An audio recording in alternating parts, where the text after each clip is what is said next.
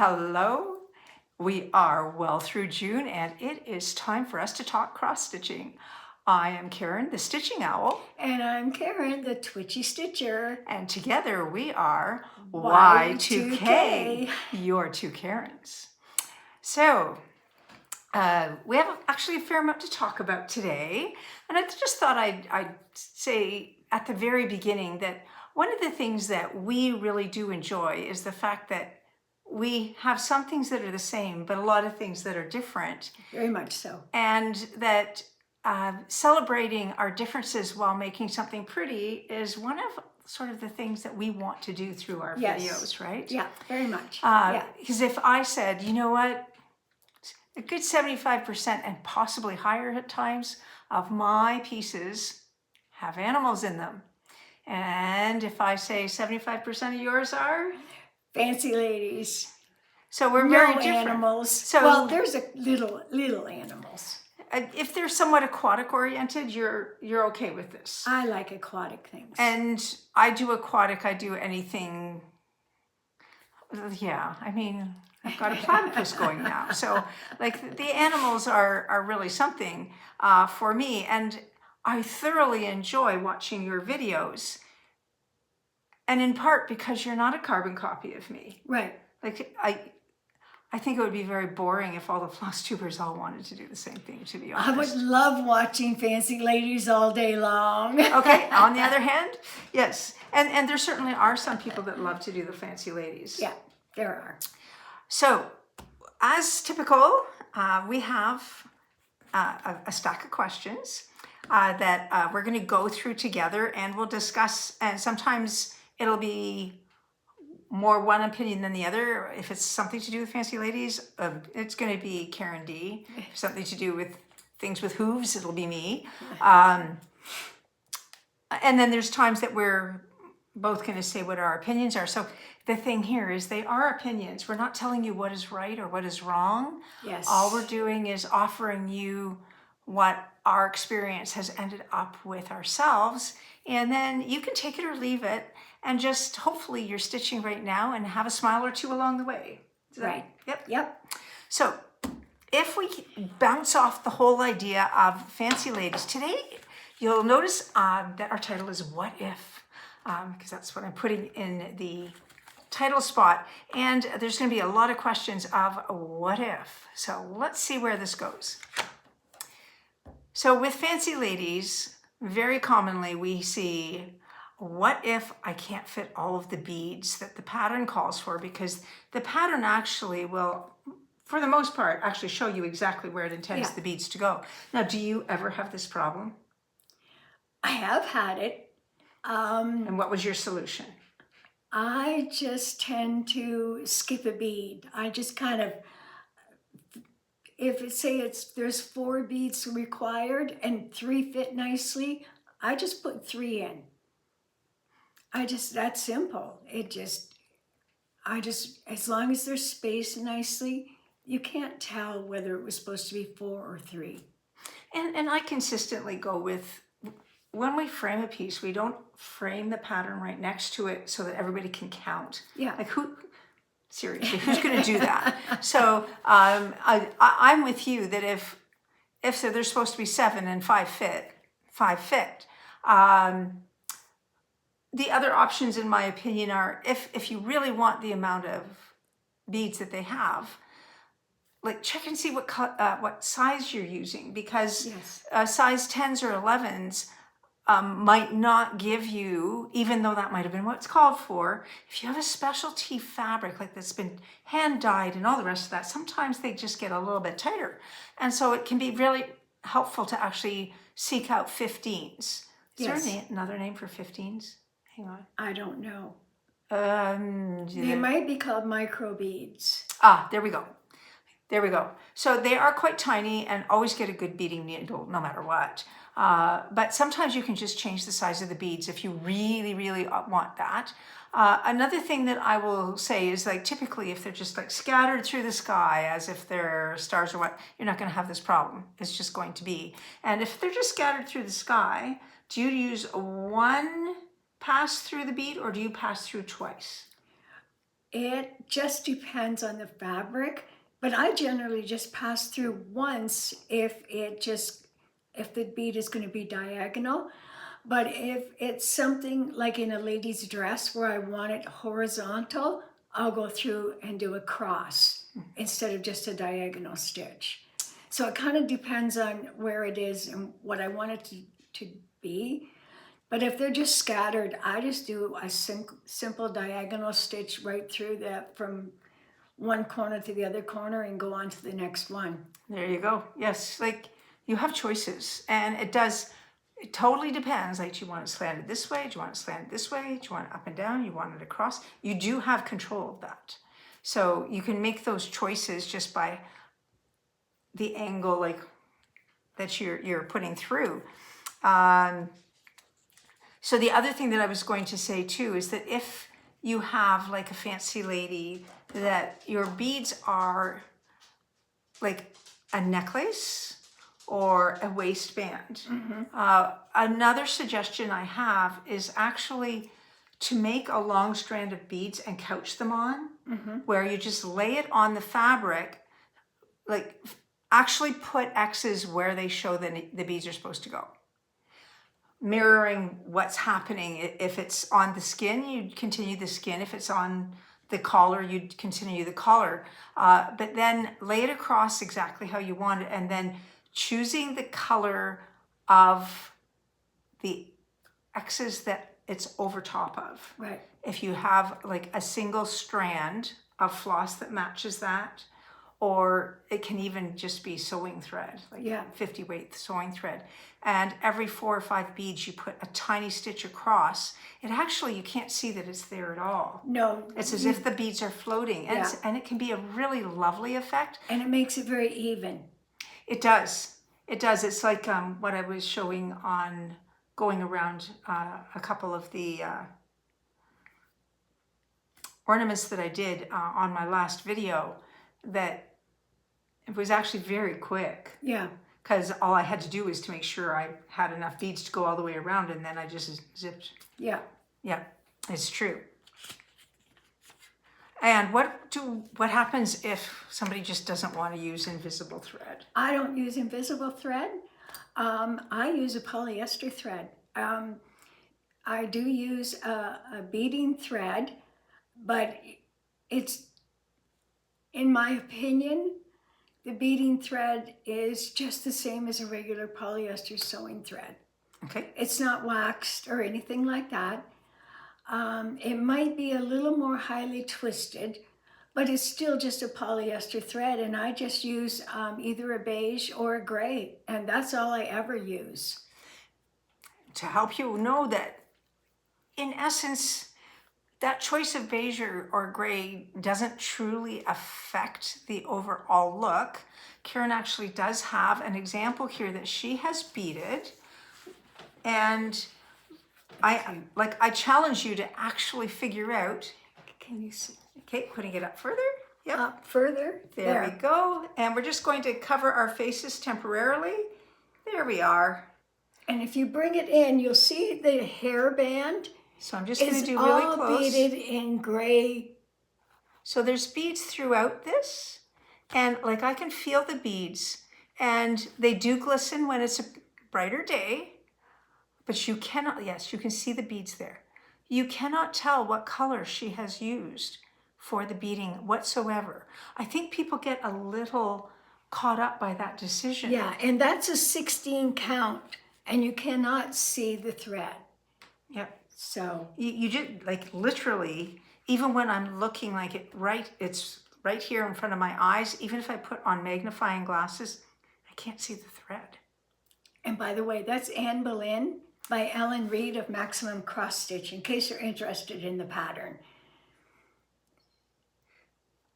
Now, just while I have this here, I can't remember where I put this question in our list. So this is, let's just say Ellen is a really awesome designer. Now she's Canadian, and I've met her at Stitch North, and yes, she is the Ellen of Crash Test Dummies. There we go. They're to be here in London except for you have to stand for the whole thing, which is of course not my best thing. So I'm not going Oh, well. purely because of that. But this particular example, Ellen is very, very skilled at specialty stitches. And she has provided this particular stitch where all of the skirt is full of specialty stitches. And you can see that there's no symmetry to the patterns. This pattern here is different than this pattern here. And so she changed those stitches throughout. But Ellen is genius. She understands that some people want to say, what if I don't want to do the specialty stitches?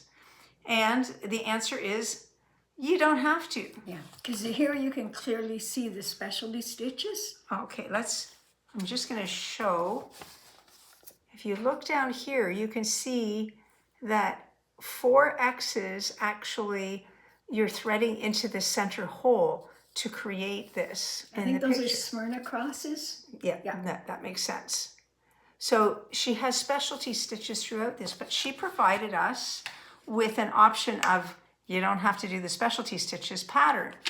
But even if she hadn't done that, you really can just take the color and put X's in all of the little boxes instead of... Yeah, because Anne Boleyn came with 5 specialty stitches, and I did none of them. Oh, you know what? I think those are eyelets that I just showed. Oh. Yeah. Maybe. I think they're eyelets, to be honest. Oh, yes, Smyrna is in the Catherine of Aragon one. Anyway, yeah. But even if you don't have an awesome designer who has provided 2 different forms of the pattern, if it says blue, you can use blue and just put in X's. And again, you're not going to actually tell people, well, I didn't really do the pattern as it was supposed to be done. You're just going to put up a gorgeous, gorgeous finish. So like when you see this, you actually see all the wonderful colors. You wonder what kind of petticoat she's got on because, oh my goodness, that skirt is big. But it was the style of the time, right? Yes. Yeah, it really was. So yeah, so don't be afraid if something says it's got a few specialty stitches. Another Canadian designer who does specialty stitches lives out west. I was thinking of the one in Simcoe. Oh, who were you thinking of? Northern Expressions. Oh. She did all those diagonal ones. I did one of hers, but I didn't do the specialty stitches. I did the regular cross stitch. Right, and there's a lot of like rainbow type things that are on the diagonal that you can either do it all X's or you can do every other strip as specialty stitches. So like you've got choices, and one isn't right and one isn't wrong. It's just your choice. Yeah, it's just have your fun. choice. It's your hobby. It's your picture. Go for it. Okay. My next one in the pile is what if I don't want to do French knots, because sometimes it can be in our Fancy Ladies, it can be in anything at all. One of the times that French knots comes up a fair amount is on eyes of things. Well, it doesn't matter what the animal is. It's amazing how many times there's a French knot in the center. So what I've done here is I have created an example on this teeny tiny piece. You're seeing an ad from Millions of Stitches, which I ordered a hoop from, and they sent me these little examples of fabric that I can purchase from them that are non-Zweigart but 14 count Adas. So on here, for the most part, these all look pretty close. And you would say, okay, yep, I can do an eye. So got to go this one. That's the left. Okay. So this first one is a French knot with a single strand of floss. The second one is a French knot with 2 strands of floss. So you can see that if you want it to bump up more, you can use 2 strands. But if you want the idea of the French knot, but it not to look bug-eyed, because I'm sorry, but sometimes they do, then just use a single strand. Even if this is 14 count, you can still, when you do a French knot with 1 strand, it actually just sort of fits back in between the X's. In these 2, I'm going to hold it closer. The number 3 and number 4 are beads. Number 3 is an 11 and number 4 is a 10. So you can see that this 10 is sitting out further, and you really see the center of the eye much more clearly, and that this 11 is a little more subtle. And now this is 14. So on a 16 count, you might even go, well, if I want subtle, can I go to 15? Try it and see what you like. It really is what you like and whether it fits the overall sort of feel. And then this last one here is not a bead. This is how I do my bird's eyes and a fair amount of my animal eyes. The center is actually, it's got that X, but on top of the X, I put a plus sign. And when I put the plus sign in, I do the up to down as the third stroke and the across as the last stroke. And it has a bit of dimension, so you have that sense that there's 3 dimensions, but it doesn't become standout-ish like these beads. Good idea.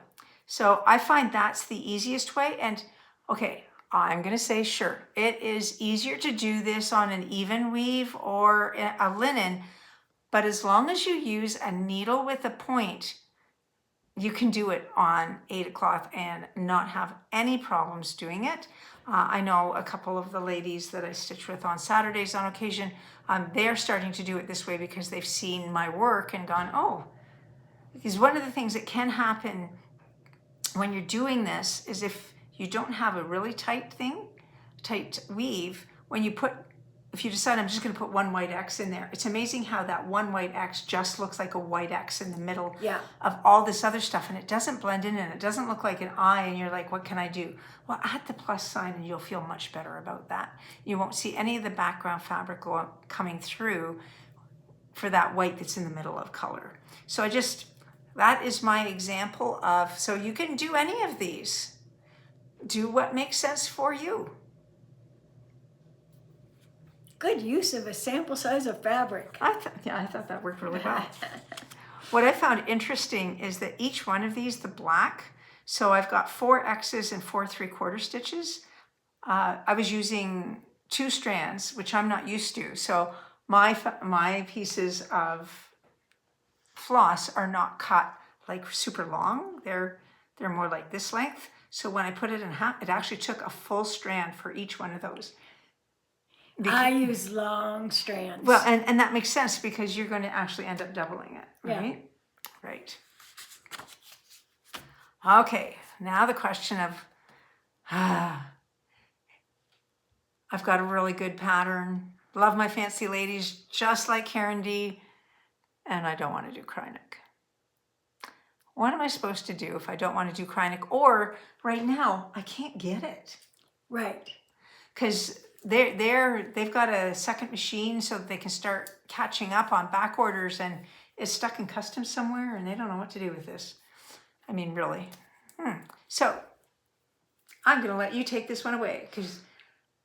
Well, as an experiment a few years ago, I decided to do a Nora Corbett poison pixie and not use Krynic and not use beads. Ah, yes. So this is Thistle. Okay, so if I just help you to hold that up. And as you can see, she is very pretty, very complete, but I didn't use Krynic and I didn't use the beads. And I don't have the pattern anymore to prove it, but there were supposed to be beads where I've done the laces. There was supposed to be beads all down the bottom of her skirt and beads all at the end of the thistle leaves and beads all through here, and I don't think they're missing. So now I know later in my pile I've got so I want to do a fancy lady, but those Mirabilias are pretty overwhelming to have everybody talk about how many pages you've got, and you can't get them into markup or anything very easily, and when you have 4 pages coming together you usually have errors. So this particular one is not, these pixies are not quite as large as your traditional Mirabilia No, is. I think this one was only about 4,500 stitches. So about a Joan Elliott is generally around between 20 and 25. So this is a quarter of the size. Right, right. And you were stitching probably, hang on. That's 14 count. It's a 14 count. So if you wanted to do one of the pixies and even have her even a bit smaller than what we're showing you, you can do it on 16 or 18 count. And like you don't have to worry about the size of the beads because you can just leave it out. Yeah, you can see where the beads were supposed to be, and I just put them in with a different color. Ah, okay, so I'm going to hold that up so you can see the, oops, sorry. Yeah, see where I've done this raspberry color? Those were all supposed to be beads. So That was genius to just find a color that was like one, maybe two numbers away from what was underneath it. That's all I did. Yep, that's genius. And I think you've got another one where not only is it showing us that you chose not to do beads that were, it's a different, I was going to say composer, Wally Miss Molly. It's a different designer. So we're going to hold this up here. So Leslie Tier has her own website, and she's got beautiful, beautiful patterns. They are quite detailed, I'm going to tell you. And this particular guy had beads and Kreinik? Yes, and backstitch. And Tons backstitch. of backstitch. Okay, so what we were discussing before is that, okay, let's see if I can hold this up. If you look here, there is backstitch absolutely everywhere on this particular mock-up. Actually, that looks like it was an actual stitching. Probably was. Now let's look at what you did, and I think this is such a fantastic. This should be framed. This could be someday. This could be in your granddaughter's or great granddaughter's room. But look at this. So there's no Kreinik in here. No, the back fin is all Kreinik. Oh, this is all Kreinik. So this is an example. Okay, yes, it does glisten. So the back fin is Kreinik. The outline, she made sure that the eye had definition, I think is the word. But I did the back stitch around the eye because it needed it. But as you can see in all these swirls, we're supposed to be all beaded. I did none of them. I did no beads at all. So she's got this one. She's also got a dragonfly that is the same. It's beautiful, but it's the same idea with the back stitch and the beading, and it's your choice. If you can get the Kreinik, or you can get some, is there another product other than Kreinik that you could substitute, do you know? There's treasure braid that a lot of people are very happy with. I'm just trying to make sure these. I have used treasure braid. It's a little different than Kreinik, but you can substitute them. And so treasure braid's a bit thicker? Bit thinner, I find. You find it thinner, so it fits through a needle relatively well. Oh yeah. Okay, I haven't used it, so. When I'm doing beading, I'm doing it on a 14 count, so I'm using a 24 needle anyway. So I always use a bigger needle when I'm using Kreinik. Yes, and actually, I find when I use Kreinik, because I do have a couple of pieces that I have used a lot of Kreinik in, if you use a tiny needle, A, it's hard to actually get all of the little filaments through. And B, I just find you end up stripping them and they end up fraying out, and then you end up being because a little frustrated. It's hard on the Kreinik to get pulled from the needle through the hole, back through the hole, back through the hole, and it really wears it easily. So that's why I use, I generally stitch with a 26 needle, but if I'm going to use Kreinik, I pull a 24 out. That makes perfect sense, and I'm thinking you probably use shorter lengths of thread just. Yes, I do, and I do use thread conditioner, especially if I am using a treasure braid. I don't find I need it as much with Kreinik, but some people find it makes it a little easier to get through, especially like we're talking about the dirty holes. Mm-hmm. So the first one is really easy. The second one is tougher. The third time is like, thread conditioner will help with that. Got it. And is it like just a kind of wax, so to say? Yep. Okay. Yeah. And But it doesn't it's a finer wax than the beeswax you use for regular sewing. And it doesn't alter the coloration at all? No. Okay.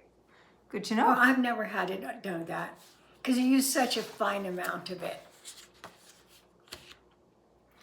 And we've talked that one. Sometimes we just actually naturally go to the next question. So we have the fancy ladies are complicated from the standpoint that there are areas, and as well the seahorse, that there's definitely areas that are full coverage, but then you have a fair amount of negative space around.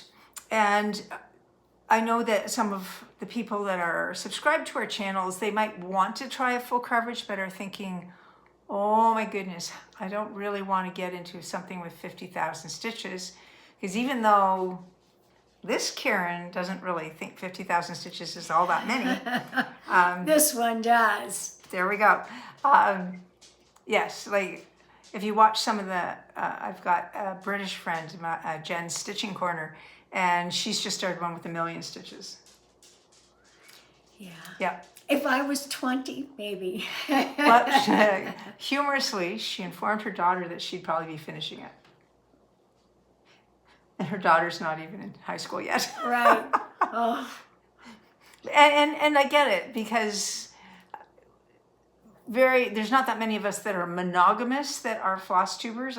There is somebody here in London that they pick a large haid, one haid per year, and that's all they stitch on. And every year they come in and they get it framed. Wow, that's amazing. That is really amazing. I get shivers from that. Like they must have quite the gallery now, because they've been doing this for years. Wow. And so that's absolutely fantastic. And that's not the way I stitch. I get bored. I get twitchy. There you go. That's why you picked your name. So with full coverage, you can get full coverage that's actually quite small. If we refer to the magazines for Halloween and Christmas that Just Cross Stitch does, there is typically at least 2 or 3 there'll be one that's like a teeny tiny full coverage. You know, it might be 45 by 60 or something like that, so that you get the chance to actually try it out on something that really is not going to be that big. And then somewhere in there, there's usually something like a Madonna or an angel or the Crush, where you've got an oval that, I'm sure you can picture it, that you've got the oval that is full coverage. But again, like in length, it might be 120, and across it might be 45. So you can actually work at trying full coverages without committing to 50,000 stitches or more. So there is lots out there. So if you're interested, have a peek even just at the magazines. Because a lot of them are available on your Libby app or Press Reader is what I use. And for instance, I've discovered that the Halloween, that what used to be called the Halloween ornament, but it's just called the Halloween special. Now it has dropped into my app for this year. Halloween already? Oh no. Yes. Oh yeah. Like we get the Christmas before summer's out. Yeah. And we have to remember that like May, June has just like, it's been smudged together into one very quick month for me. I got partway through this week and went, when are we doing? It's been really, really busy, May, June. It has been. It's been exciting. We've had a lot of friends with birthdays. And as a matter of fact, we are recording this on the 20th. So happy birthday, Catherine of Accounting Your Stitches. Yeah, happy birthday. So we like to celebrate those birthdays. I'm a little bit behind. I haven't done one for Katie yet. Then her birthday was in May, good golly. And I do love stitching gnomes, so I don't know why I haven't gotten to it. And we have done that one. And we've done that. This is really good.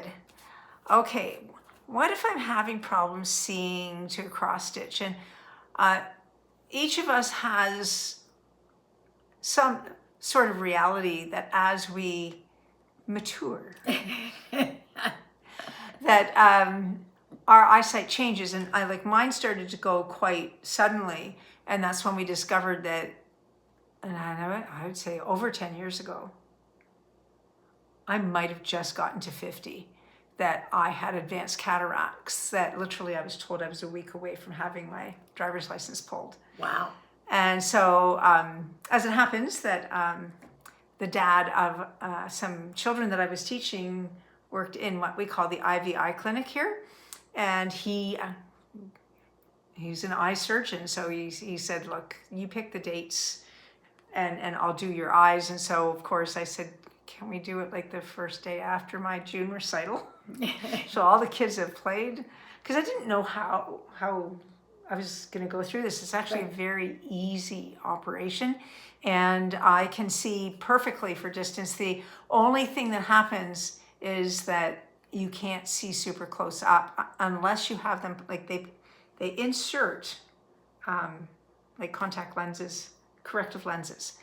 And you can pay thousands of dollars to have them like be bifocals or even trifocals or one thing and another. I did not do that. So that means that and I've been told by more than one ophthalmologist, not just an optometrist, just go to Dollarama. They are the exact same glasses for $2.50 to $4 that you get in Walmart or drugstores, and they charge $22 to $30 for the exact same thing. So if I just get these guys, you can get them in like 1.5, 2, 2.5, 3, 3.5 at Dollarama. Now, when you need 4 or 5, I go to Amazon, and you can get 10s if you hunt. Okay. But you have to hunt. and for the most part, they're not going to be $4. But sometimes glasses aren't the answer. Right. Sometimes we need other magnification, and you have more experience with this than myself. So I'm going to turn it over to you. I have a 10 times magnifying lens. It's about 6 inches across, and it's on an adjustable arm, and it comes with lights, but it comes with lighting options.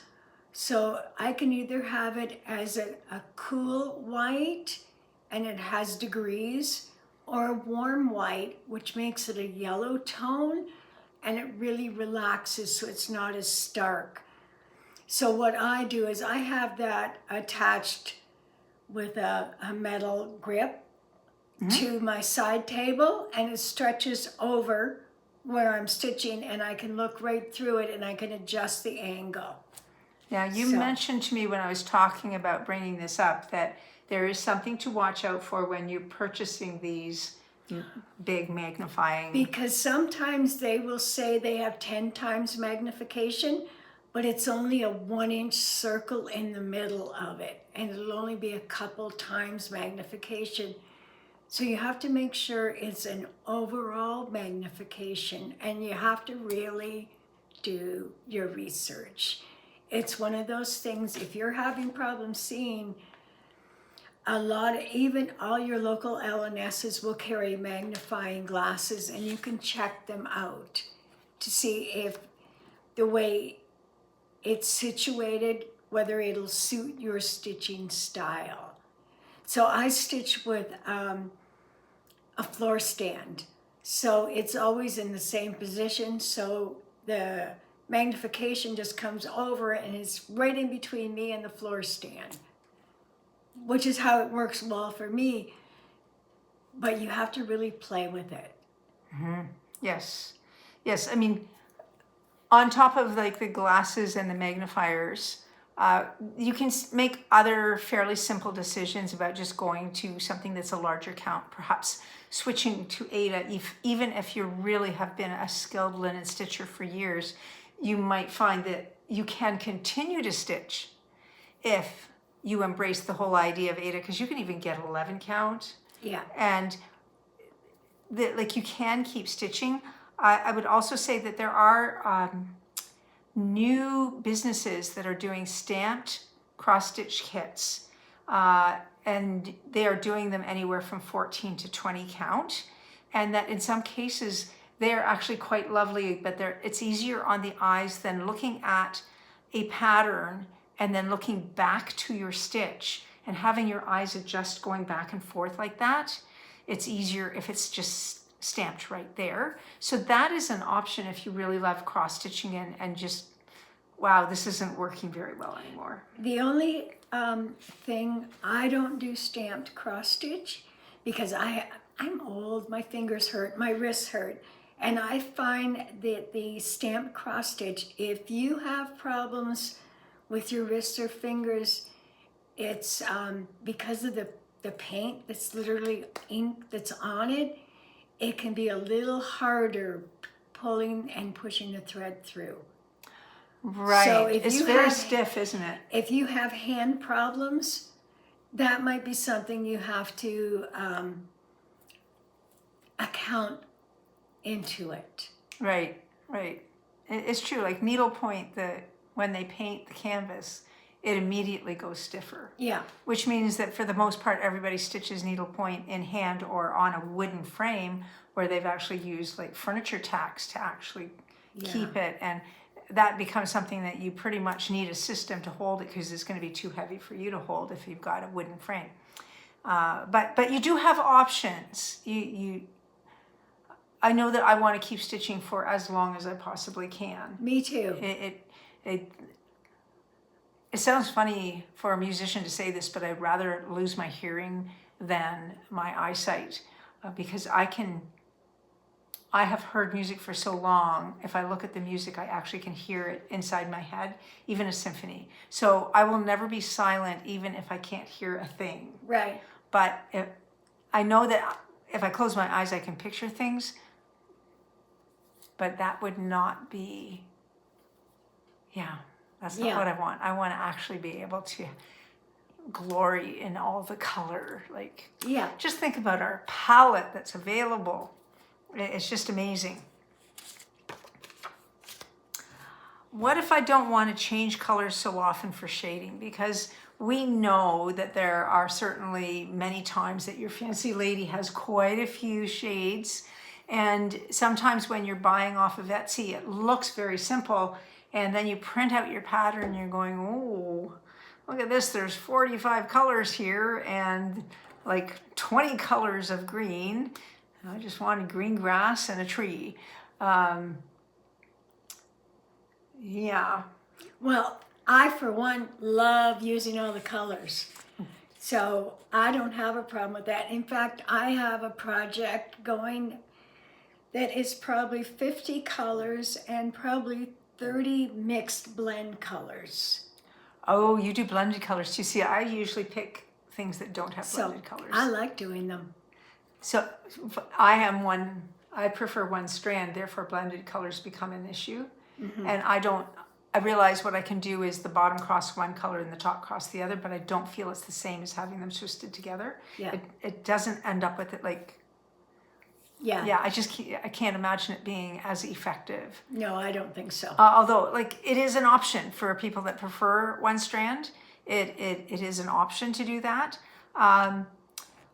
So I too tend, like, if I get a full coverage, I'm not going to change anything. I do all of the colors, and if there's 45 colors, there's 45 colors. If there's 120 colors, there's 120 colors. But I do understand that there are times that you just are like, I don't want to change colors that often. So if we look at Tiger Lily, her floss tube, I think her name is Carrie, she has said, look, if I'm doing a flower, I might as well just get one of those beautiful variegated flosses and just make choices about, instead of going rows to get stripes, like I'll actually be aware, like she doesn't fussy cut. Like some people fussy cut, at which point, now this is my opinion only. If you're gonna fussy cut variegated thread to get it, you might as well have just bought the different colors and called it a day. Yeah. Because you're ending up with the same thing. That's my opinion. Others can choose it differently. But what she does is if she notices where the dark is, she will actually start the light in a different place and then stitch her way up to the dark where the dark is on the variegated and then go. So sometimes she's doing circles, sometimes she's doing half circles back and forth until she then does a circle. So it's one of those things that you do have the ability to choose where the lights and the darks are in the stitched area, as long as you're aware you can't just do Danish method and go up 10, down 10, up 10, down 10, because that's going to create striping.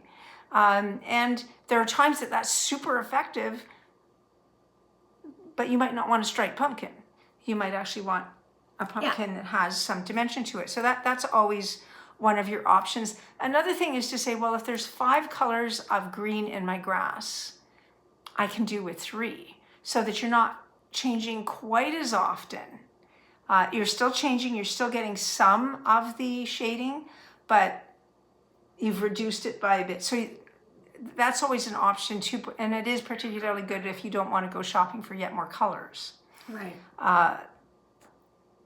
But you are, I mean, we are people that tend to delight in the colors.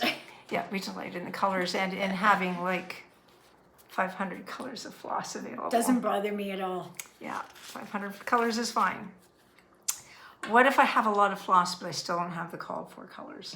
Because it's amazing how many times we can say, I've almost got a complete set of, fill in the blank, whether it's DMC or silk or whatnot, and yet you don't have 2 of the colors. It just happens. So what's your solution here? Generally, I will just get something close. I'll just pick something close. Just, this is close. I do have my DMC color book, and I just open it up and see what's a good close color to what I want. That color book is, so there's 2 versions of the color book. One of them is just painted chips. And the other one that I realize it is a little bit more expensive, but in my opinion, it's worth the expense because it actually has like about 10 strips across The real of the floss. actual floss, so that you know. Yeah. Now, understand that if you just inherited grandma's stash from 1972, that some of the colors are not quite matching anymore. That's right. So that doesn't mean you can't use that floss. It just means that if you're doing shading in something, you might want to check whether grandma's stash is actually going to work for you. So the other thing that I will say is I go onto Threadbare, which is a website, and it's thread-bare, and they've got multiple charts as well as 1, 2, 3 stitch, have ways that you can say what DMC color is equal to this color of, and you can do fancy floss. Often, not every one of them, because sometimes you can do like Threadworks and say, I want this particular color, and they've got all of them except for 5 colors, sort of say that don't quite match exactly. And in some cases, it's the different versions of white and beige that they don't have quite. So you pick something close. But for DMC, if you're missing a DMC number, Threadbare, you put in the number and it shows you 5 or 6 options, and it's got the closest option right next to the number, and it goes out. So that, for instance, in the greens, some greens have more of a yellow base, some greens have more of a blue base, and you can actually pick what works in your pattern really well. So I do hop over to Threadbare at different times when I'm just like, I'm not gonna go out for one color. Yeah. And then quite often, it depends what I'm stitching, but if I'm stitching a flower, flowers are not all identical. Right. And how they grow, even if you planted 10 bulbs from the same bag, they're not all going to come out the same. So I have no problem with going, I'm just picking my own set of colors. Yeah. And if you consult Kim, Contented Needleworker Kim, she's got a certain amount of silk, and if she's wanting to do it in silk, it's going to use the colors she's got, and and it works. She does a really bang up job of just going, well, I'm I'm loving my pink. Yeah. Doesn't matter if those flowers are purple, I'm gonna make them pink. And we have a friend, Kathy, who goes, an orange flower? No. No, not gonna do it. So it is one of those things that we have the power to make it our own. What if I don't like stitching on dark fabric? Because there's actually one of the challenges as we mature with our eyesight. Not only is it the smaller that is trickier to stitch on, but the darker is trickier to stitch on. And it's very personal. For instance, if I showed you this piece of fabric, would you say you could, so this is my fabric. I don't consider this dark. No, I consider that a mid-tone. I consider it middle, and I'm having no problem stitching birds, yes, they're animals, on this. Beautiful. But every so often, I'll have another color of blue that is not that much different from this. Right. And if it's an even weave, I just can't count the threads, the strands. And so when it comes to this shade, I love stitching on it, but I'm personally picking an Ada here because that's what my eyes can do. Yeah. But frequently, the next time we're together, you and I are going to have our Halloween hearts to show. Right. And I don't do straight black. I do something called charcoal because I can, again, it's Ada, but I can actually see the holes. And you've gone to a gray that is. No, I did purple. You did purple. I started oh, with you the started gray. with gray and didn't care for it. Yes, so I went to a purple printed Ada. So it has the ink on it, so it's a little bit harder stitch, but it's still quite manageable. Right, so play around with it. See what the mood is that you want to create because, yeah, okay, it's things really like pop on the black. But I'm sorry, I think my stuff pops fine on this medium toned blue. Yeah. And they wanted navy blue for that. Yeah. So I'm going to be the first to say that today, okay, let's see if I can find where I'm stitching.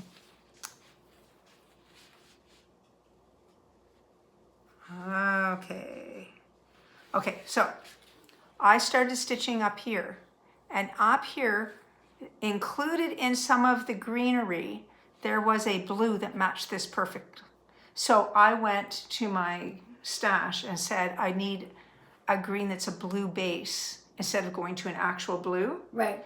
And so maybe you can see it better like this. Oh, it shows up very clearly. So it is going to show up in person. Yeah. It's hard to actually catch some of this, but, and I just actually started laying single strands across because I'm doing one strand. This is an 18 count, but I do one strand. And I just started laying it across and saying, how does it look? Because if you lay your full 6, it can be it can deceive you, and you can be going, oh, this is going to be perfect, and 10 stitches later you're going, and I'm taking them out. Yes. And I don't know, but I really am almost allergic to frogging. I really don't like it. So if you don't like stitching on dark, just don't stitch on dark anymore. There's many, many ways you can actually use that pattern. And in some cases, if you want something that's particularly light, because that just is like if you have macular degeneration, that can sometimes be an issue that you need to go with light fabrics.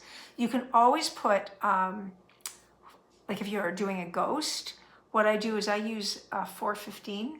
Mm-hmm. It's a silvery gray, and I do a single stranded back stitch all the way around, so that you don't really notice that I've back stitched, and it's not hard back stitching because I'm just going around the outside. But it helps to define it from the background. Yeah, I can see where that would work really well.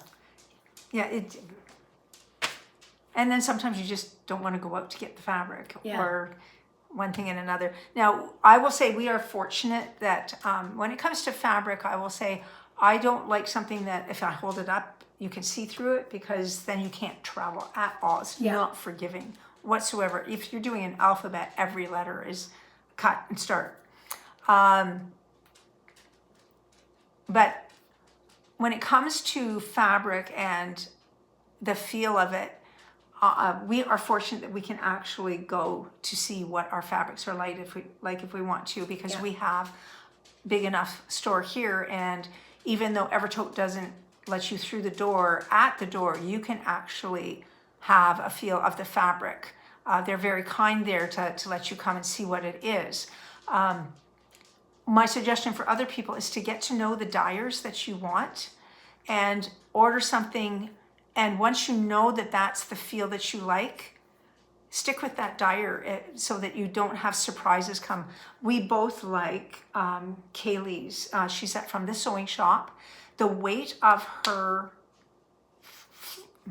floss, her fabric is, to my mind, is just thick enough that you can travel, but not so thick that it's hard to get through, and it's not stiff. Yes. And she's quick at getting it to you, and she's got lots of options. I mean, are there times that you're like, oh, the exact one isn't there? Of course, that's going to happen with everyone. Yeah. But get to know a few dyers that you really like the weight of that fabric, and then you'll be good to go. Yeah. What if I don't have a budget for framing? Well, one of the things that you said to me is, well, you can start with a $4 or $5 frame from the thrift store, or you can go up to hundreds of dollars at a framing store. So you have to decide what your budget is. And you can get brand new frames from Amazon for $20. So it just depends on your aesthetic. Some people like that shabby chic look, and they really, thrive for that. But if you want something that is very minimalistic, Amazon, Target, Walmart, they all carry frames. yeah, I mean, sometimes they've got Hello Spring written in them or something. So you use that as your backing board and turn it around. Dollarama.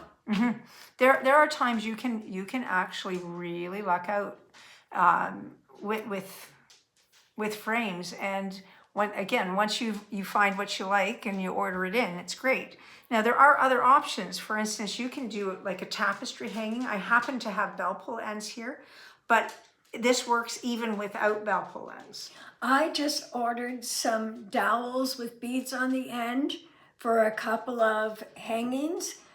And I think a set of 6 dowels was $15, $16 Canadian. Oh, that's fabulous, because and they you were only need one two at the top. sizes.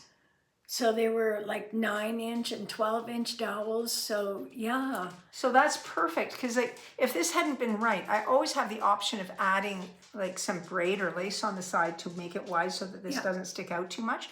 This just got lucky, and like on the back, I just have put a sheet of felt, to be honest. I did use interfacing, iron-on interfacing on the actual stitch.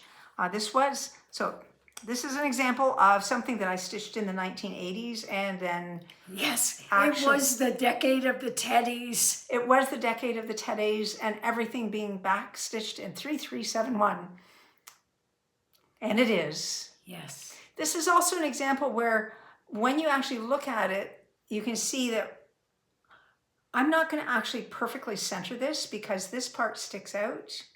So you sort of get a sense of where it is there, that it's right, but there is no centering of this really.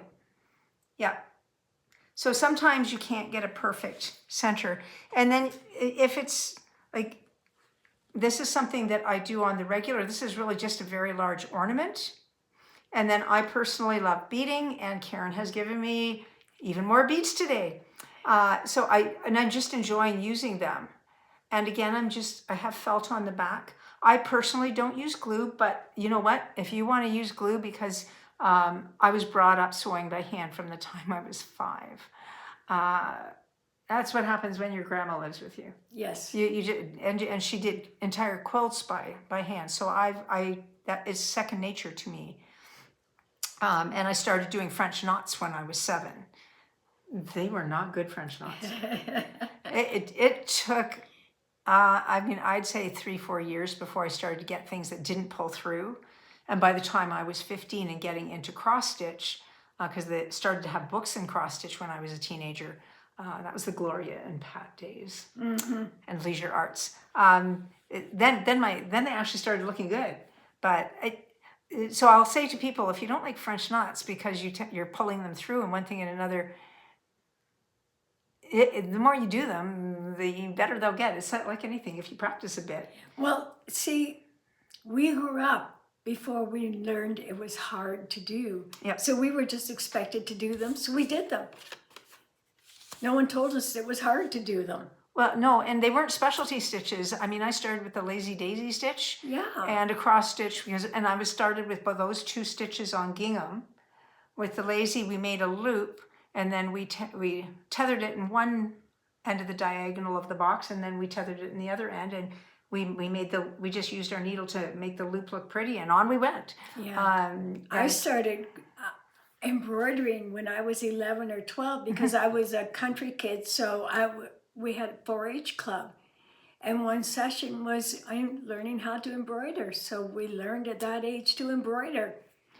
Right, so really when people talk about specialty stitches, they're really just embroidery stitches that we happen to be doing on cross-stitch fabric. A lot of it, yeah. And there are some really wonderful British embroidery tutors that make fantastic videos. So if you really want to try some, I encourage you to try some. And the nice thing about that, if you've got leftover cotton from something, just use it. Yeah. Yeah, it's pretty easy. You know what, Karen? We're getting close to an hour. Oh no, already? I know, I know. So I'm thinking that if we get into this one, that can be 10 minutes all on its own. So why don't we save this for another time? Sounds good. So it has been great fun having you here today. Yes, thanks for joining us. Yes, thank you for being part of the Y2K every second month experience. We hope that we just opened up the conversation about a few topics. Again, these are just our opinions, and you can feel free to disagree. Yes. Because your stitch is your stitch, and we want you to be happy stitching.